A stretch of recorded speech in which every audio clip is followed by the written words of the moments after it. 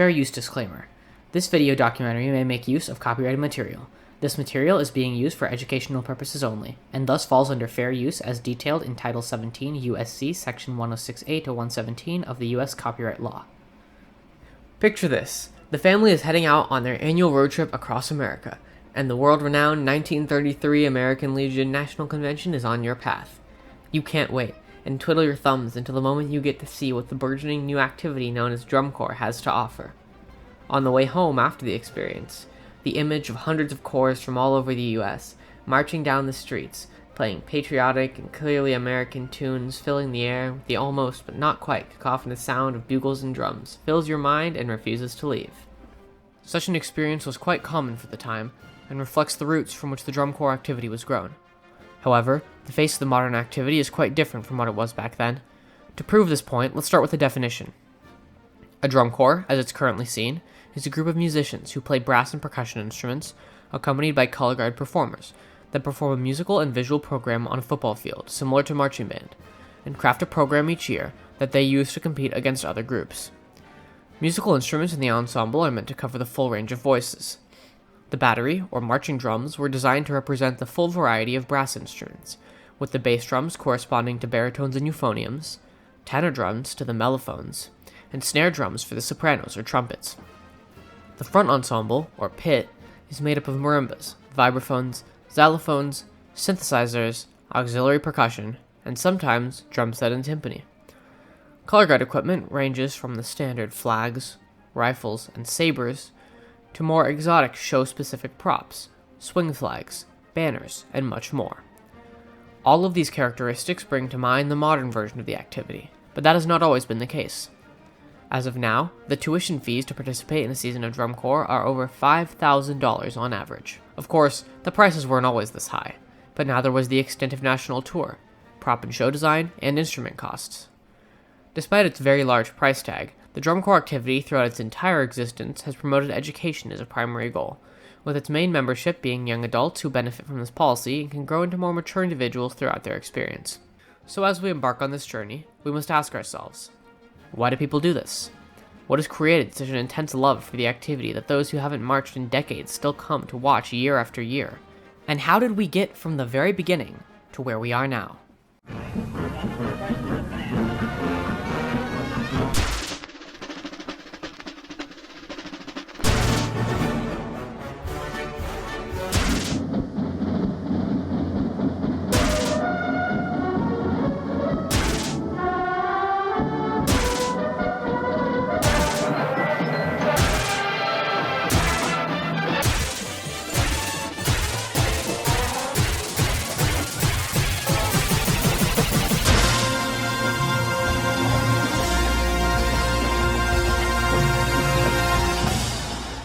This is the history of American Drum Corps. Let's take you on a journey through the history of drum corps.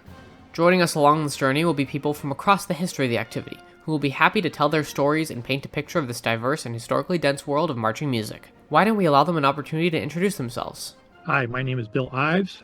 I've been marching since I was 6 years old. Started in the Fife and Drum Corps in Philadelphia and moved on to a senior corps called the Musketeers of Upper Darby, Pennsylvania, which is how I got into history in 1990. And since 1990, I've been tracking down the history of my corps and along the way, other corps. And as my collection grew from 8 uniforms to 560 uniforms, I have amassed the largest collection in the world. I now have a museum called the Marching Pageantry Arts Museum based in Upper Darby, Pennsylvania. And my goal is to make a museum that is actually available virtually worldwide, and also if you want to come and visit it in Upper Darby. But if you're in California, it's not so easy. So if you put the goggles on, you can visit my museum. So my name's Donovan Alanis. I marched with the Blue Knights Drum and Bugle Corps and the Vanguard Cadets Drum and Bugle Corps. Additionally, I did RCC Fall. And then for indoor percussion, I did power percussion, RCC, Broken City, and what was formerly known as OCI and became Broken City. Currently, I'm captain, head, and designer at Fountain Valley High School and Tribeca Hills High School. And additionally, I consult and do design for Meraki Percussion. My name is Lon Blaze. I'm originally from Danvers, Massachusetts. and I am one of 9 children in a family, all of whom at one point or another marched in a drum corps. I was in a little feeder, what's called a feeder corps, that fed into an older group, and then I marched with that corps, and then they merged a couple of times over, and then I ended up in a DCI corps for a couple of years, until I aged out.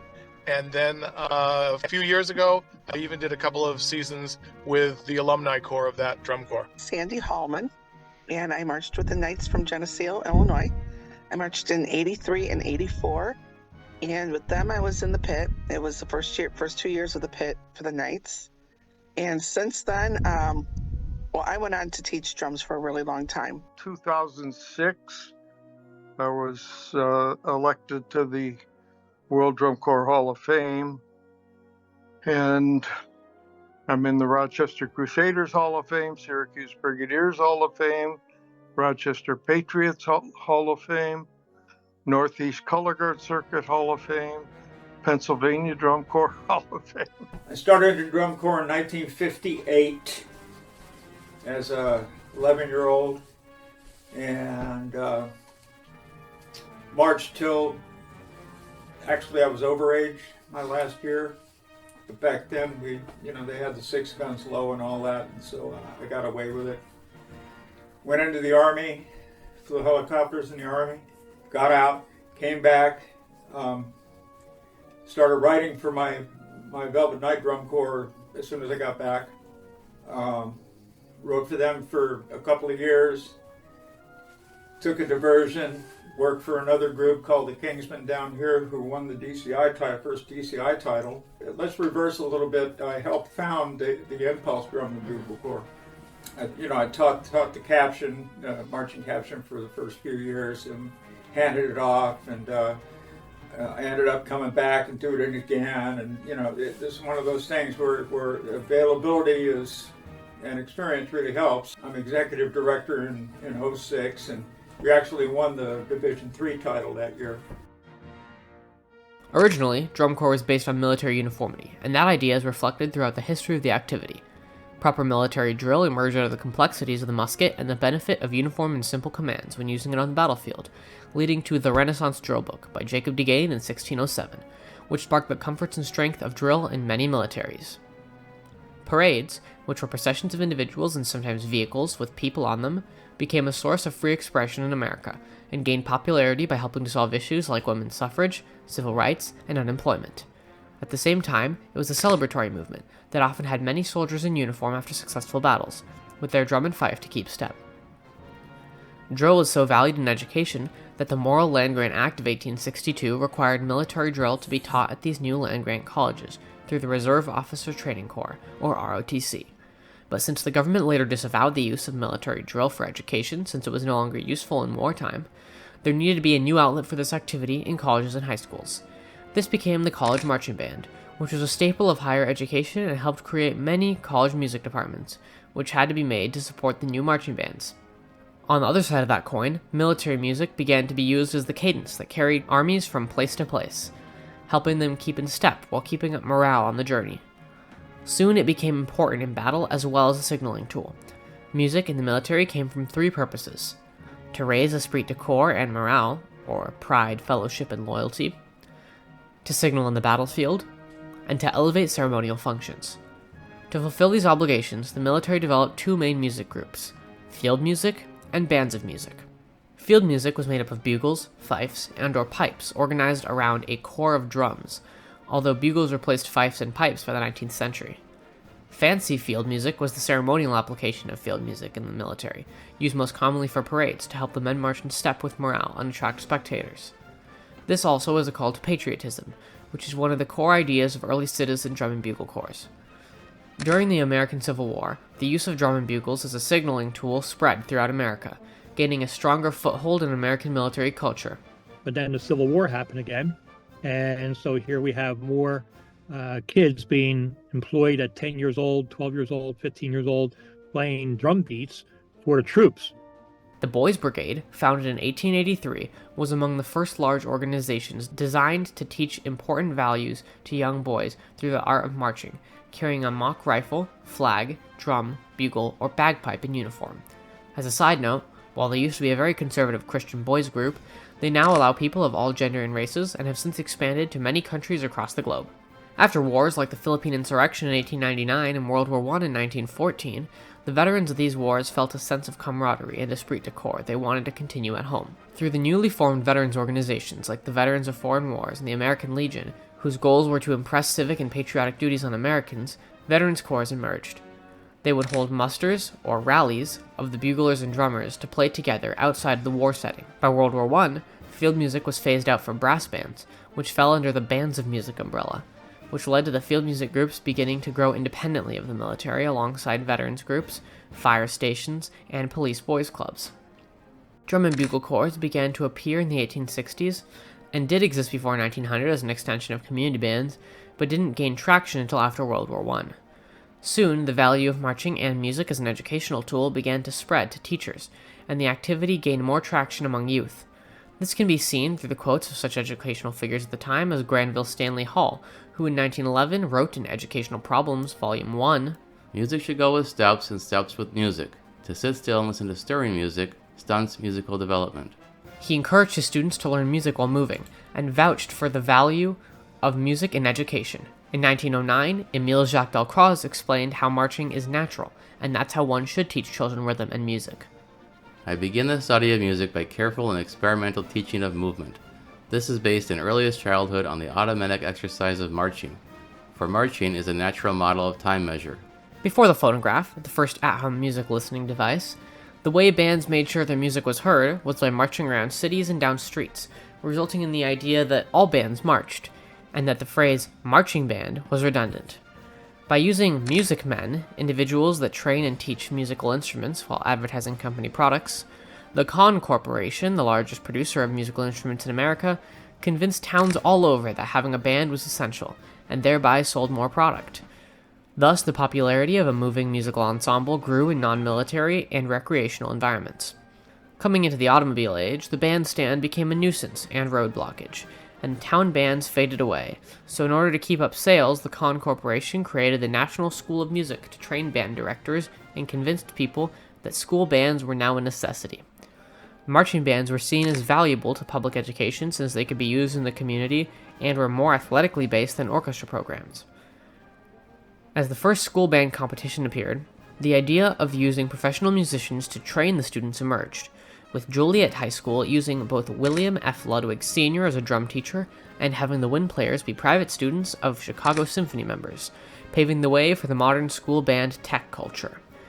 As Kahn had done for school bands, Ludwig was now going to do for drum corps.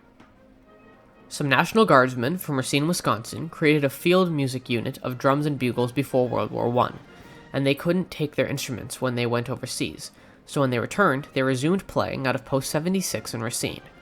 And a drum teacher and salesman named William Ludwig saw it as an opportunity to create something others would want to emulate.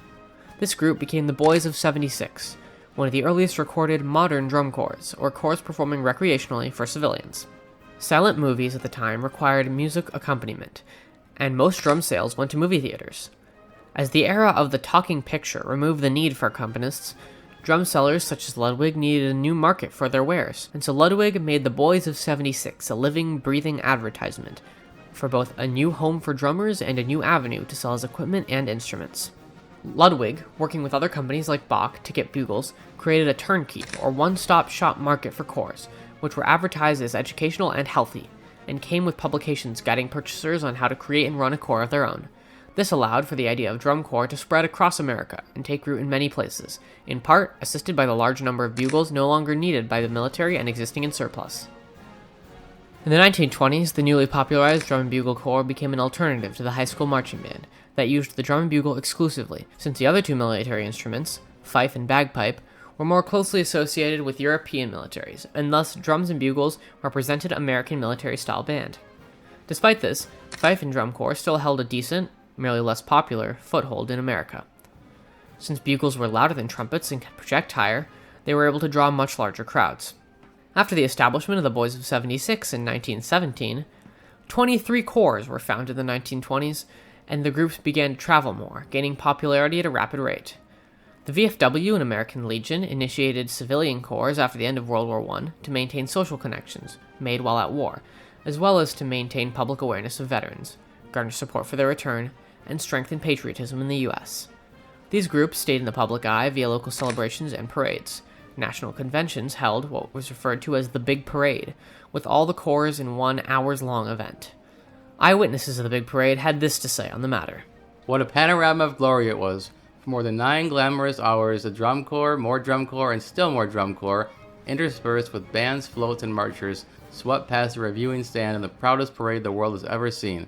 A mammoth parade of mighty far-flung nation that was a pageant heralded by crying trumpets and throbbing drums, a spectacle of massed flags and marching men, of vibrant color and stirring martial music. To the 1.5 million persons who lined the curbs, crowded the office windows and rooftops, and jammed the vast Soldier Field Stadium, it was a never-to-be-forgotten fiesta of joyous music, color, and splendor, with a mingling touch of solemn drama here and there as the days of 17 and 18 were recalled. In 1921, this collection of corps was judged, beginning the long legacy of drum corps competitions. The first American Legion competition was in 1921, and the first VFW competition was in 1928. The corps that participated in these events were made up of almost entirely veterans, what today would be referred to as a senior corps due to the age of its members.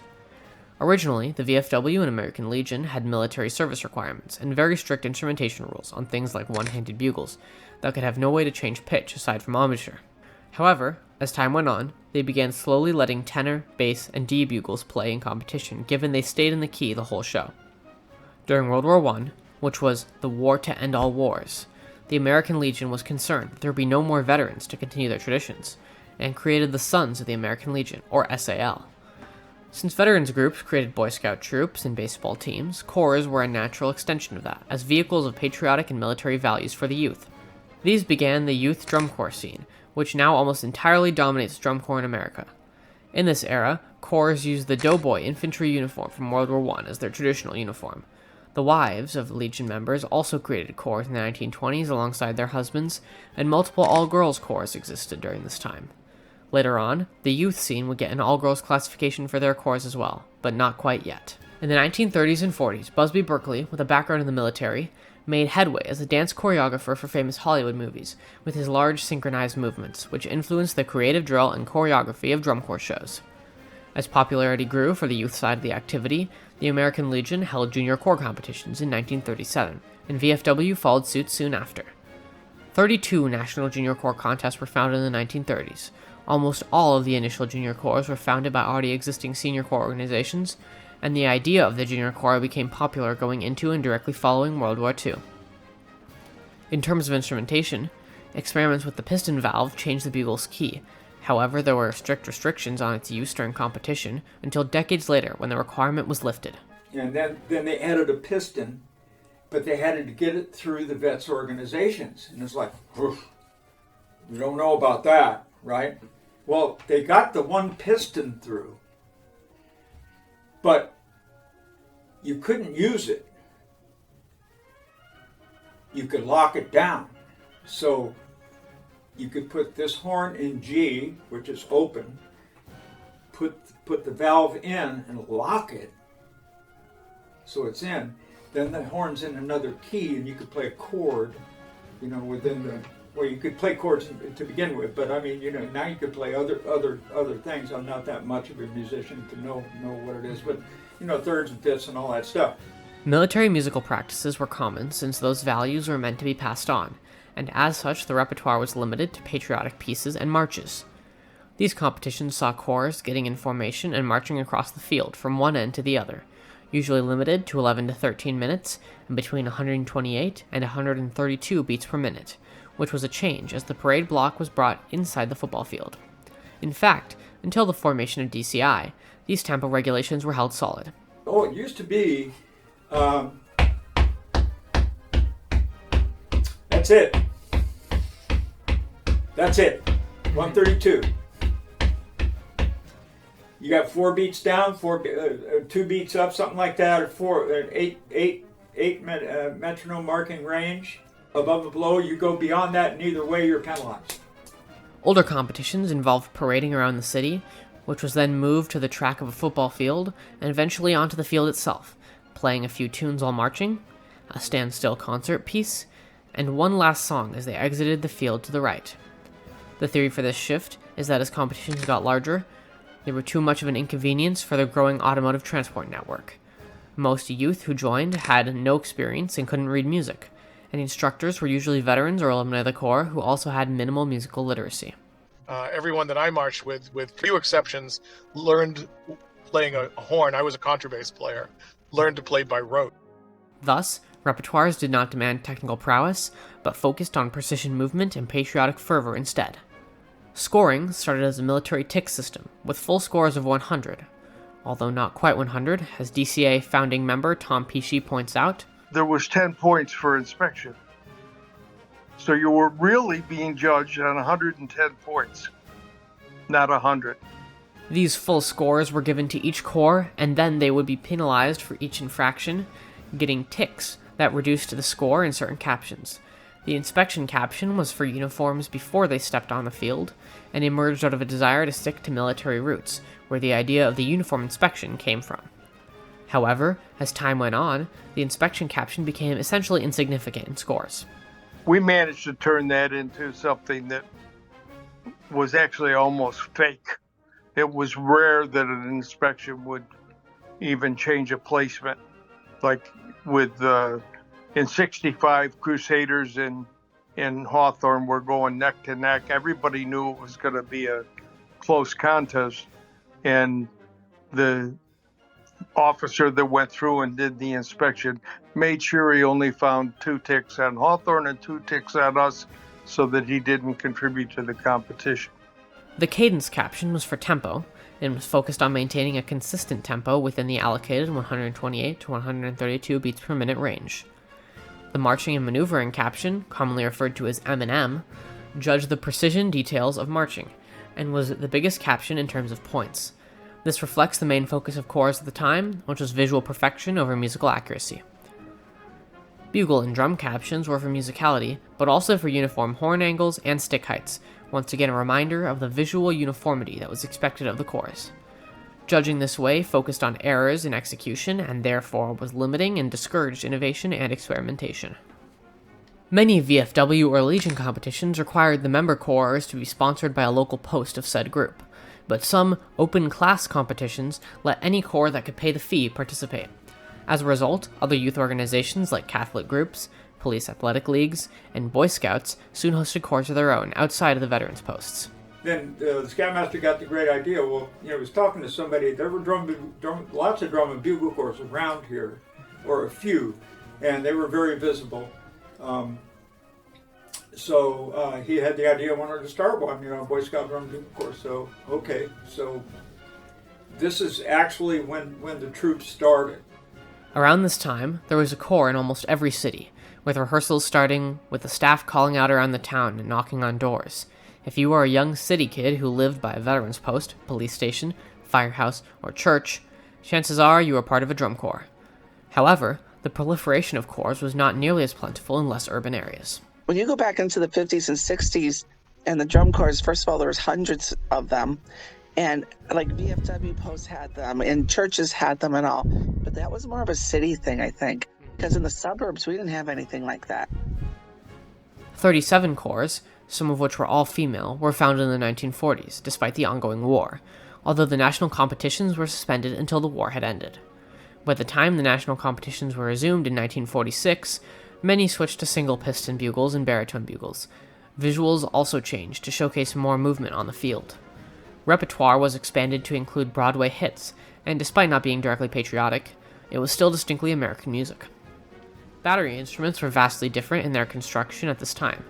Tenor drums started as cut-in-half bass drums bolted together, while bass drums started as both pitched bass drums, played with softer mallets, and rudimental bass drums, which were smaller and played with the hard wooden mallets. At this time, both the number and ratio of drumline members was quite different from its current configuration. And so you would have 1 or 2 bass drums, 1 cymbal player, and then you might have 3 snares and 3 tenor drummers. And that was usually pretty much the complement throughout the 30s and 40s and 50s. Originally, color guard was created to present the colors, U.S. flag along others, and guard them with qualifying weapons such as rifles and sabers during performance. During the late 30s and 40s, corps switched to the uniform style worn by West Point Academy cadets, which became the most popular and eventually standard uniform in the 50s and 60s under the VFW and American Legion. A.R. Cassavant saw in 1957 that little evolution or originality was present in marching band, and most people just tried to outdo each other with the same things. But he brought close order drill and detail work to the marching arts that has left a long-lasting impact on the activity. His opinion, as he expressed in his over 40 texts, are best summarized in the following passage from his book, Precision Drill. The drill teams and the drum and bugle corps are bound to the military system of drill. The flexibility and musical adaptation of precision drill are extremely limited if military drill is used. Why does carry over to civilian drill units? A precision drill unit can have a martial appearance without the military restrictions. The bands have a better chance to make the break with the military drill, and unless they do, the drill of the marching band will remain inhibited. The football field and the marching band were not in the minds of the writers of the military manuals. Why use the military manual? The drill should be designed for the marching band with the football field in mind. This influence reached the drum corps field not long after it affected the world of marching band. Moving into the 1950s, valves became more common on bugles, and the touring drum and bugle corps became a household name. Also during the 1950s, a whopping 105 new corps were founded across the world, even from countries like Japan. The influence of drum corps had spread beyond America, which would lead to the birth of drum corps circuits in other countries. In the 1960s, more corps began to have national tours, and 193 corps formed in this decade, with 27 formed in 1965 alone. However, the popularity of drum corps was not universal across America. We didn't really know. We didn't have any clue as to the whole activity. The activity at the time was heavy on the East Coast and fairly heavy in the Midwest. And by the time the 60s rolled around, the Midwest started beating everybody and winning nationals quite a bit. Midwest meaning the Cavaliers, Royal Airs, Des Plaines Vanguard, and Kilties, of course, from Racine. Those guys, that was a great drum corps. But it's like it was a genesis of progression all the way across the country until it landed on the West Coast, and then the West Coast kind of took over for a while. The number of new veterans from World War II and the population of the activity caused a boom in its size, leading to what some refer to as the Golden Age of Drum Corps, with around 4,747 concurrent corps by the mid-1960s. Marty Hurley, a 1950s and 60s drum corps alumnus, said this of the activity at the time. Drum corps went on all year round. It was a part of your life. It was a social thing to do as well as a musical one. Being in the corps was not just competitive. We had car washes and spaghetti dinners to raise money too. Everything was very localized, and there were parades almost every weekend. Junior corps were seen as a way to get the kids off the streets, giving children in rural areas something to do in the summer and a chance to travel to the big cities. If a kid was brought in on, being disorderly and that sort of thing, he was often given one of three options. It was like go into the military, go to reform school, or join a drum corps. Because they basically was like military training. It taught you how to respect a group and how to work together on a project. It ended up doing a lot of kids who had, who other kids would call ADD or ADHD. These kids found focus through drum corps because it was just doing the same thing over and over and over again. And somehow we all ended up loving it anyway. Corps tended to stay local until championships, practicing on the weekends leading up to it, at which point they would arrive unannounced and pay the dues at the site, staying at motels for the duration of the trip. This was more feasible due to the less organized and smaller nature of corps at the time. The focus was usually on the senior corps, taking 2 days for their championships while the junior corps event lasted only 1 day. In addition, both groups were invited to perform in the Veterans Parade at the event, as they did almost 50 years prior when drum corps first came to the event. The struggle of senior corps to have their voices heard when deciding rules and judges for competition was increasingly becoming cause for concern. Although they had meetings where they would decide new rules, the final say was still with a bunch of old legionnaires. Or in the case of VFW, with a guy named Tony Schlechter. We used to call him Czar Tony. And so they would select the judges for the championship. And believe me, you could control who was going to win by who you selected to judge the show. As getting veterans for a corps was getting harder, the VFW changed to a 50-50 civilian veteran split for senior corps membership around 1958, before retiring the senior corps entirely in 1962. With no place to go, a meeting was called. Corps are furious. Corps are fighting among themselves. Corps are putting up with very poor judging. Corps are putting up with rigged shows. I'm sorry, there was a lot of cheating went on. They called a meeting in 1963, and ironically, one of the sponsors was also one of the bigwigs in the American Legion, named Dr. Elmo Sebastianelli. He called a meeting at his place in Scranton, and a number of the senior corps went. And out of that meeting, the idea for DCA came about, and the charge was, we want to assign judges, we want to train judges, and we want our sheets. We want to design what we're judged on. In addition, the money paid to corps for their performance was decided by the sponsors, who unfairly gave more money to more popular corps, not allowing other groups to grow. This was another point of contention brought up at the meeting. Really bid for a corps.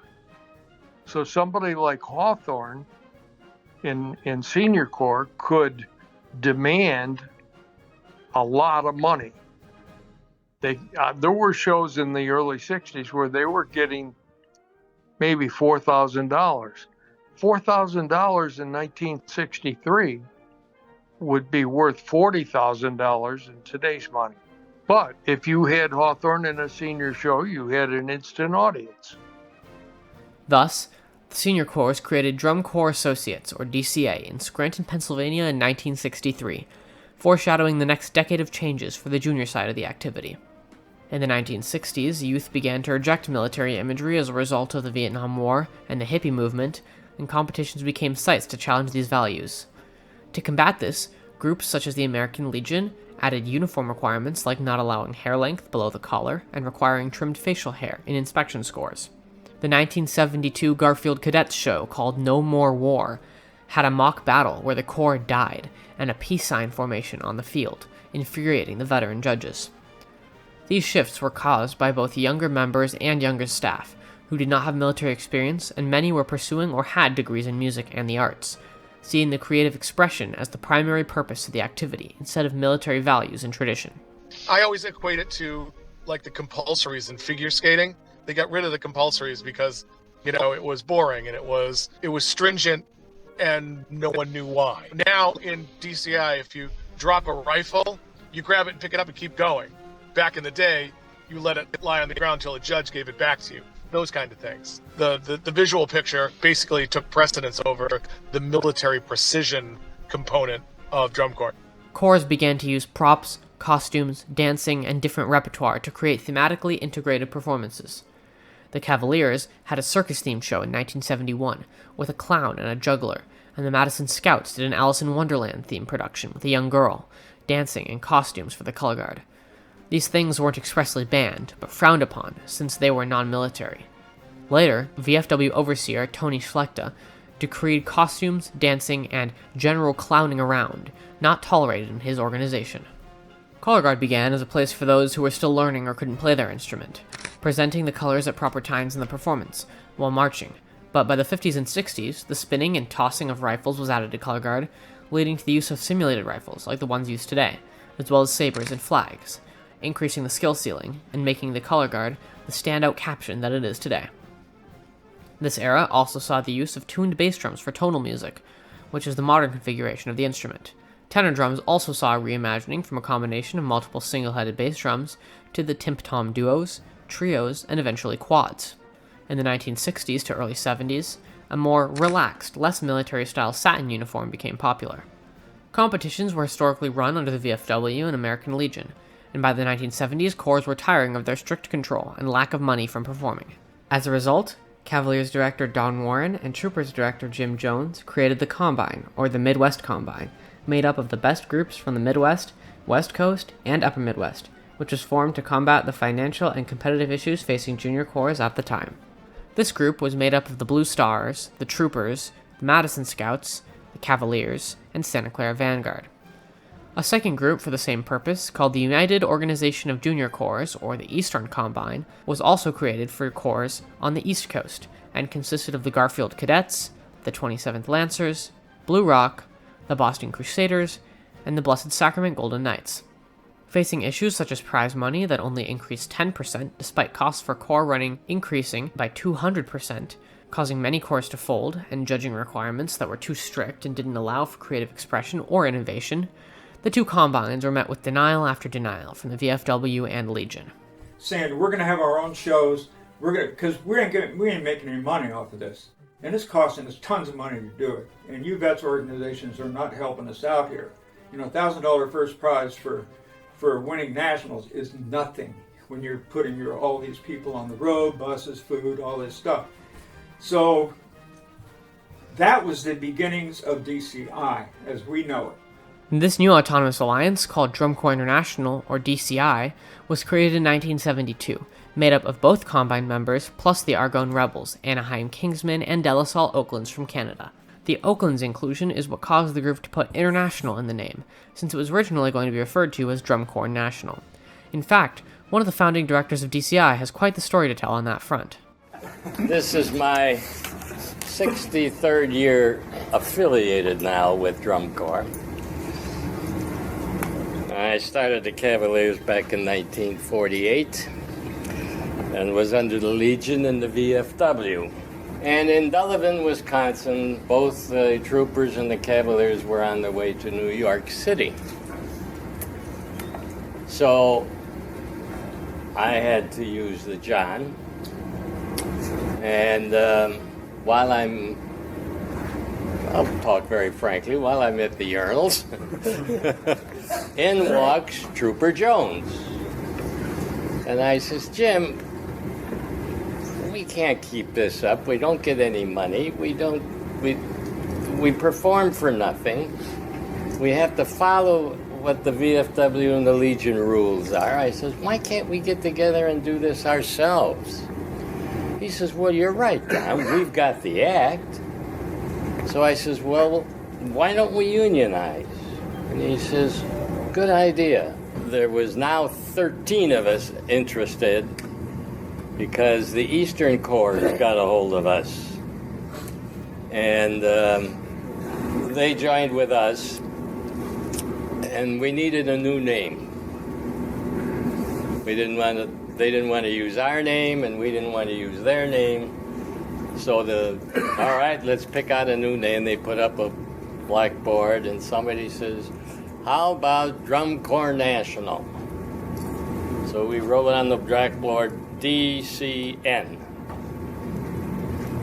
And my hand went up, and somebody said, what about us? My Canadian accent. And was one of the Canadian Corps. So we says, oh yeah, we can't do that. So we went up to the board and we erased the N and put up an I, and at that moment, Drum Corps International was born. When DCI formed, they initially tried to negotiate with veterans organizations to redress formally, or unionize, if they accepted a list of judges sympathetic to more artistic liberties. Of course, the ever-stubborn veterans organizations said no. As a result, DCI switched to become their own event organizer, like the VFW and Legion once did. As corps switched to DCI and opposed to VFW and Legion, the old organization slowly died out. VFW was the first to give up. They went a few years into the 70s. Not even sure when the last one was, probably 74 or 5. But they couldn't attract corps after that. Legion screwed up in 73 when they could have, perhaps created a dichotomy where corps would either go to both or one or the other, or depending on location. Legion sent the championship to Hawaii, and they wouldn't give up on it. They're not a primary drum corps organization. So when push came to shove and they're saying, hey, hold it, you had the drum corps committee standing up and say, well, no, we can't go to Hawaii. None of the drum corps are going to be able to go there. The other 9 Legionnaires on the committee said, bullshit, so what? DCI changed prize money to appearance money to benefit the smaller corps, since if you didn't win in the VFW and Legion days, you got nothing. They also held seminars on how to support your corps without the help of veterans posts, which corps were now leaving behind. In addition, the unanimously called finals DCI World Championships instead of the Nationals, as it was previously referred to, in another effort to be internationally inclusive. It was 2 days as opposed to 1, and they developed competitive tour before that to make sure finals were in mid-August, since the October-November dates for finals, like the Legion and VFW did, was after school started, and was very hard on Junior Corps membership. The first DCI World Championships was in Whitewater, Wisconsin in 1972 on the UW Whitewater campus, and the Anaheim Kingsmen took the first DCI title with a score of 88.10 that night. The judging system for DCI called for 9 judges in a panel, 6 on the field and 3 in the box. Each judge must have about 8 to 9 years of marching experience and 5 to 6 years of teaching experience to even apply to become an adjudicator, making sure the competitions were judged by the experts. 3 field judges recorded errors in bugling, percussion, and marching, subtracting 0.1 points per error they noticed. 2 field judges give points for content of the ensemble, and the last field judge is responsible for evaluating timing and doling out penalties. The 3 box judges are in charge of the general effect score, or GE, of the ensemble. In the 1970s, more bugle makers were creating things like the 2-valve mellophone to increase the range and utility of the bugle ensemble. To try to get more general effect points, dance was added to corps shows via the color guard. Since the corps were getting many new fees like national tours, new horns, and percussion innovations, many groups folded during this time. Due to national tours, the groups became less a representation of local veterans in their community and more their own independent organizations with their own identities and culture. 1970s drum corps used lots of similar and in some cases identical music selections, drill movements, and uniforms. The idea was more who could execute it the best instead of who could craft a unique program. For example, in 1972 alone, 15 groups played Battle Hymn of the Republic. 1972 onwards, VFW and Legion approved many things they denied before to combat DCI's popularity, but to no avail, since by the mid-80s, DCI was the sole sponsor of Junior Drum and Bugle Corps in the US. The drumline section evolved from snares, basses, tritoms, and cymbals to include marching timpani and mallets. DCI didn't require presenting of colors, and encouraged color guards to be more creative and allow them to contribute a larger part to the visual program of a show. From the 1970s to 1980s, shows were based on the variety show popular at the time, an example being the popularity of vaudeville, with popular music and standards from the American Songbook alongside concert and European pieces demonstrating variety and entertainment. The style of drum corps became much more focused on the performative and entertainment aspects than its traditional roots, which continues to be a trend in the scene even now. Corps were getting bigger and members came from further away, resulting in smaller corps folding under the competition for members from larger corps and much more costly travel demands. Between the 1980 and 1981 seasons, due to pain from heavier drums and a desire for more guard or brass on the field and more percussive voices, DCI allowed the front ensemble, or pit, to play standing still on the front sideline, thus retiring the marching timpani and mallets instruments, and establishing the modern idea of front ensemble in drum corps and marching band. During the transition period, many groups simply used marching instruments configured for standstill performance. But since it was our first couple of years, we used our marching instruments but built legs for them. Marching vibraphone, marching xylophone, marching marimba, and the marching bells. Then we had the 4 set of timpani, and we had a percussion player, a toys auxiliary. And that was our pit. DCI also allowed new equipment in the guard scene and more creative liberties associated with show themes going into the 1980s, paving the way for innovations in show design. Visual staff in the 80s leaned towards ballet and dance for choreography in the color guard, focusing on gracefulness and bodywork, some of which slowly made its way into the corps proper. Garfield Cadet's 1983 show fully introduced the idea of asymmetrical drill, which was first seen in Santa Clara Vanguard show in 1978, as opposed to the previous standard of battery going back and forth on the 50-yard line and brass doing symmetrical drill on either side.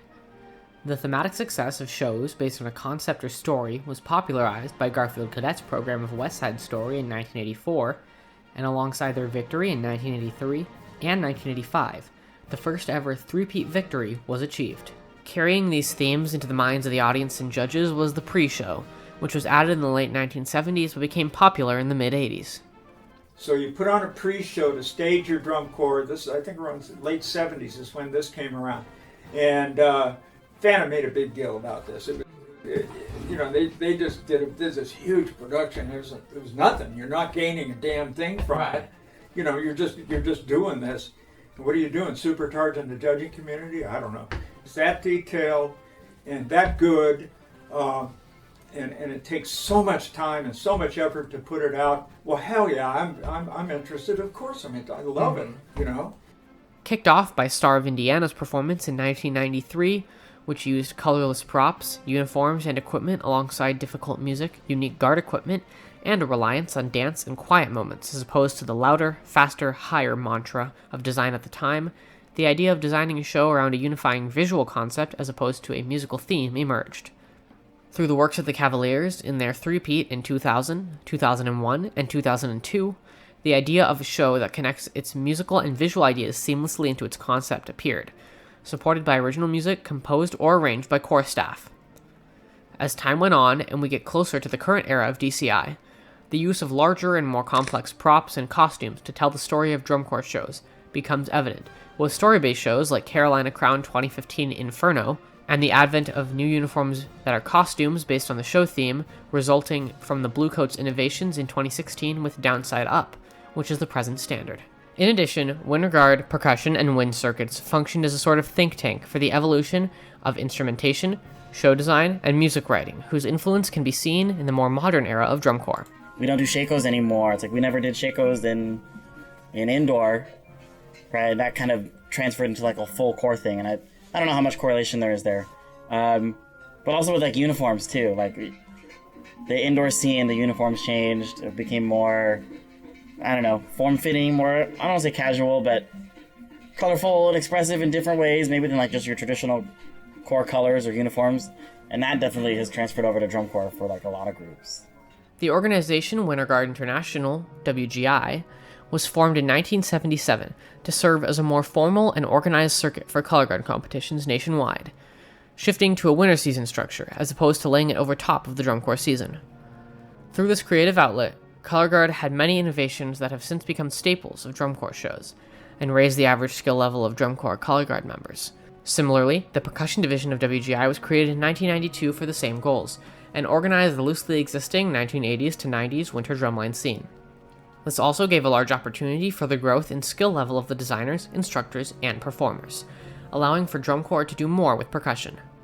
The most recent addition to the winter performance family, WGI Winds, was added in 2014, and assumedly will have similar results to the previous two in the coming decades. Alongside all the show changes in this era, the rules that govern the DCI organization were getting a fresh coat of paint year after year. In 1984, the tick system was scrapped for a built score that totaled 100 possible points, and general effect was adjusted to be a large aspect of scoring, as opposed to the more movement-dominated scores of the 1950s and 60s. In 1988, general effect was made 55 out of the 100 possible points. By 1989, DCI allowed 3 valved bugles, and by 1999, corps in DCI were allowed to switch to trumpets and stop using bugles entirely, which was a change that took place over the 2000 and 2001 seasons. This change was in part influenced by shows like Blast, a DCI Broadway concert performance from the organization that was once Star of Indiana, and a large collection of students who had learned to play on trumpets and would make the adjustment now more easily. In 2000, general effect was set to 40 out of the 100 possible points, and color guard became its own caption that was judged individually from the visuals of the rest of the corps. 2003 saw amplification, the first electronics, becoming allowed on the field. Then in 2009, electronic instruments like the synthesizers were permitted, which have since become a staple of the front ensemble instrumentation. In 2014, any kind of brass instrument, including French horns and trombones, were allowed, but these were almost entirely used for standstill solos and features. As the world hit the COVID-19 pandemic in March of 2020, many things began to change in the activity. For one, the 2020 season was entirely cancelled, the first time in DCI history without a touring season. Many members missed their age-out year, and many others missed their first. This decision was rolled out on March 25th, 2020, well after most people had gotten their contracts for the season. The hardships of COVID continued into 2021, where the season was abbreviated, and many staples of drum corps, such as sleeping in gyms and taking trips to large box stores as a corps, as well as fans being able to watch warm-ups in the parking lot, were removed and had creative workaround solutions made. The season was dubbed the Celebration Tour, and the championship event was not judged. In addition, groups like the University of Cincinnati Marching Bearcats made an appearance, and some corps such as the Blue Devils and Santa Clara Vanguard created videos to be played on the big screen instead of attending. Leaving this season behind, the entire drum corps and marching band community had begun to realize the importance of proper health measures. Back when I was like in high school marching band and also drum corps and everything, you were expected to be at rehearsal even if you were, on the sidelines throwing up or with a fever. It was just like, no matter what, you're at rehearsal. Like there's no excuses. And I think once we hit, a worldwide pandemic, and that kind of shifted our perspective on like, physical health, but also mental health too, where those things weren't so much a part of the culture back then. It was more kind of just, you just go, and I think people today don't. I think there's good to it, right? I think there's, like something to say for being able to take care of yourself mentally and physically, but it wasn't always the case. Sometimes people would sustain injuries and stuff because of that kind of culture, which kind of has died out a little bit over time. As the activity returned to normal in 2022 for their 50th anniversary, many new regulations were put in place to increase member safety both physically and mentally during the season. Recently, in the 2024 competitive season, DCI and DCA merged as a result of DCA no longer being able to support itself after the COVID-19 pandemic. Now, the new classification of all-age corps has been added to the roster of DCI's performing ensembles, introducing a new angle to the activity that is yet to show its true potential. Now, drum corps ranging from young beginners and feeder corps like Blue Devils C to aged-out seniors in the new all-age branch of DCI, and everything in between, march onto fields across America, bringing the joy of music and high-octane excitement of the modern drum corps show to millions of people each summer. Thus, as we conclude the centuries-long history since the first emergence of drums, bugles, and drill, the bigger picture of the activity emerges. A legacy of devotion, commitment, and excellence that spans multiple generations and cultural phenomena. So, now it's time to answer that one most important question. Why does anyone do this? Let's ask the people crazy enough to have done the damn thing. Well, I always say the drum corps saved my life. I was from a difficult family situation, and those people in that situation were my army. They were my family, and they were the regimentation that I needed in my life so that I didn't stray. It showed me what I was made of, what I was capable of.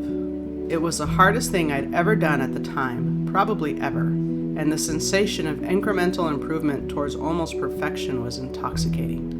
I also formed some great relationships and felt a sense of great pride and purpose as I've never been able to replicate. It's a place where great demands and expectations are placed on you, and if you rise to the challenge, you feel as though you're in this heady, rarefied space that few ever achieve. I did it for the applause. I mean, when you're on the field, you're somebody, you're performing. And so for me, that's my drug of choice. That applause is, you get 3 standing ovations in a show, you're like, yeah. I haven't been in anything else since then where everyone is trying their hardest to reach perfection. It's normal in chorus to find extra time to work on a detail that only lasts 2 or 3 counts that maybe nobody else will notice except yourself and your section. And then you get it and you're proud of it because you know you're trying to do the right thing. It's love. I mean, it's beyond love. In my case, it was in my blood. It was expected that I would do it. Now, both of my brothers eventually had families and stopped doing it, and I was a little more stubborn, I guess, or my wife was more understanding, and I didn't stop marching until 78. Drum corps is a place to be yourself. You can let everything else in life, all of these stressors and other garbage you don't care about, fall away and focus on doing something amazing. Drum corps gives you a family and a home, and you get the opportunity to perform and do what you love. It's an activity like no other, full of the most wonderful people you'll ever meet. So I went to the horn line, and that was it. That was it. You stand on a horn line, you play. I mean, if you're that kind of person, a brass guy, then that's the coolest. I mean, we played our first chord, and oh man, and loud, and it was great. Drum corps is more than an activity that you see. I learned a lot about myself on tour, how to work with people, be comfortable with the idea of being uncomfortable, and to always give something 100%, even if you're only feeling 20%. The band part is fun, but the self-discovery is what I got out of it. It teaches you about life through music, you know, in a way that's different from just like sitting in a concert hall or sitting in a music class, because of all the moving parts and everything. And then to piggyback off that, it's like, if you have a passion for music, and a passion for like spreading that and like teaching those life lessons to other people, then it's a great, you know, career opportunity. I don't know if I call it my career, but it's a great way to give back to the community and help grow and make other good humans through music, right? And use that as like the vehicle to teach. Marching was the only time in my life I felt like I had the permission to just live. I was able to give 100% focus on something I loved doing without anyone asking me so many questions. Yes, drum corps was hard and I was pushed and I had expectations, but those were expectations and struggles that I chose to put myself through because I wanted to. Everyday life is a different kind of hard. I didn't choose it and I don't want to be doing any of these things that I'm expected to. Drum corps is like one huge art project that I love every single second of, and I get to do it for months straight with no breaks. It's like a paradise, really. I have great memories from it. It's a lot of hard work, but the friendships are lifetimes. I think that's a lot of it. First of all, I love playing. I love playing my instrument, but it's the people. And the art form is still a rare art form. I don't care how much it evolves, it's still not done in most places. Most people do not know what it is, and most people in this world can never do what we've done. So there's still stuff to be proud of, no matter what time period you merged. It doesn't matter. We've all done something the majority of the world can't do.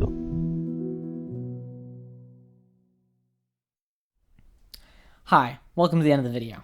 First of all, thank you for watching this documentary in its entirety, as this project has taken me about 7 months to complete, from the start of my research to the publishing of this video.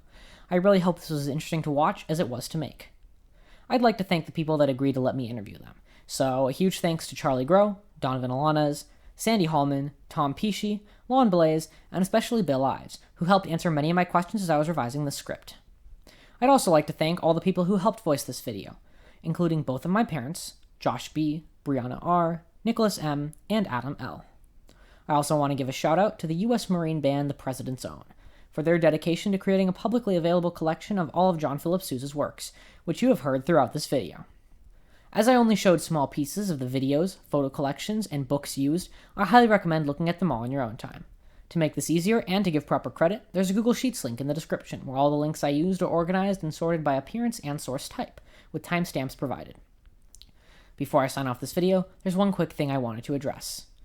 I know there's some animosity between groups in the drum corps scene, and some people who marched in the 70s and 80s are upset with the current state of the activity, and some modern performers feel attacked and discount the efforts of those who came before them. I'd like to believe this only makes up a small percentage of all performers and alumni, and I have tried to be as impartial as possible in this documentary. I personally think that all times in drum corps history are interesting and valuable in their own right, and I hope this video helped you to see that if you did not before. I want to mention a few of the most valuable resources I used, as this project would never have been completed without them. First of all, this paper by Denise Odello from the University of Minnesota Morris helped quite a bit with background research and revealed some of the underlying social motivations for changes in the activity. The book, A History of Drum and Bugle Corps, Volume 1, provided many quotes, graphics, and first-person accounts of moments otherwise not documented in the activity. The site Drum Corps Experience, or DCX, has a massive and unraveled collection of historical photos, repertoire info, newspaper clippings, and merchandise that was featured many times throughout the video, and I just scratched the surface of what can be found across its many collections.